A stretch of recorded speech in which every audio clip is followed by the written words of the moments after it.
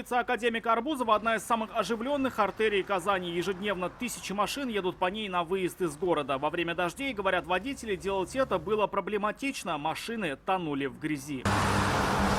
Уже несколько недель здесь идет ремонт. Рабочие выкопали землю вдоль трамвайных путей. Работают бульдозеры.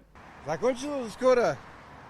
2 или 3 дня уже кончится. С началом работы оголилась одна из главных причин, почему в городе решились пойти на эти масштабные преобразования. Вот этот бортовой камень оставался ниже уровня грунта, и из-за отсутствия барьера в дожди грунт постепенно стекал на дорогу, что, во-первых, очень грязно, во-вторых, и опасно. В начале августа в Казани шли проливные дожди, во дворах грунт смывался с цветочных клумб, где-то ходить невозможно было по тротуарам, а юшка – это отдельная история. У водителей даже есть свои участки, которые в непогоду пытаются объезжать под мостом компрессорного у Мегастроя на проспекте. Он либо усядется, либо потечет на асфальт. Он не должен быть выше бордюрного камня, никак. То, что причиной грязи на дороге была именно высота земли вдоль трамвайных путей, подтвердили в администрации Советского района. Сейчас рабочие убирают лишний слой. По новому стандарту земля должна быть на 3-5 сантиметров ниже борта. Одновременно убирают сорную траву и сеют газон. Будет не просто переустройство газона, также мы заменяем вид растений. Теперь газон будет партерный.